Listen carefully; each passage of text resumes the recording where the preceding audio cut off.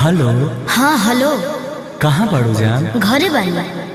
काहे मिले ना आइबू का? ना हो, भैया लोग मना कर दिले बा होली में बहरी नहीं निकले के, ना तो अबे करते। तो हम आ जाता नहीं, इनमें कौन बड़ा बात बा? पगला गल बड़ा का? अरे तू 5 मिनट वेट कर ना। हाँ तो आवा तो थुराइयो जाइबो। हमारा के? हाँ हो। कौन थुरी हो? कौना के दिन पातर हो गई बा? अरे डीजे घुमाओ सुनता तनी। चला चला भैया चला चला।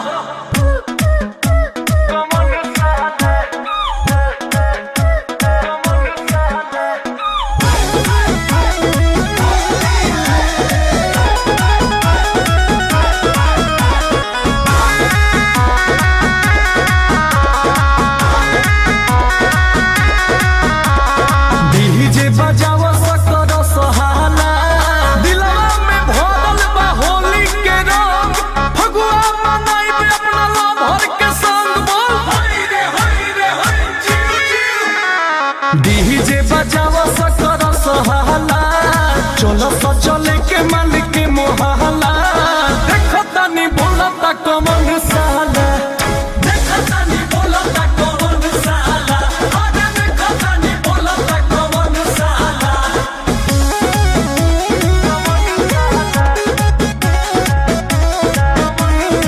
Music by Arya Sharma.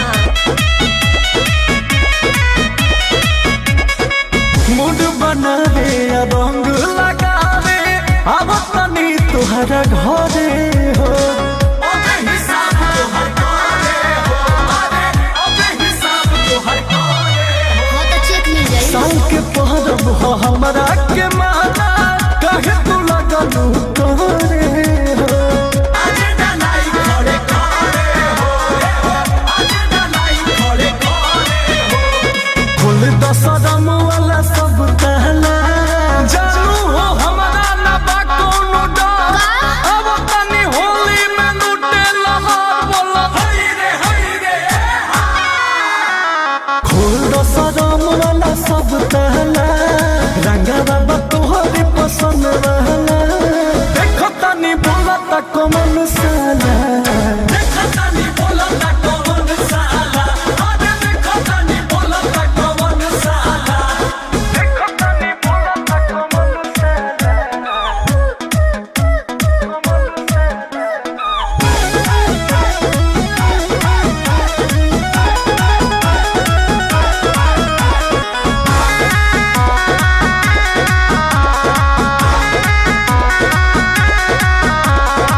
बिना मिलनवा फगुनवा में बोला, कैसे ही दिलवा मानी हो, फीलिंग के लाना पहचानी हो, फीलिंग के लाना पहचानी हो।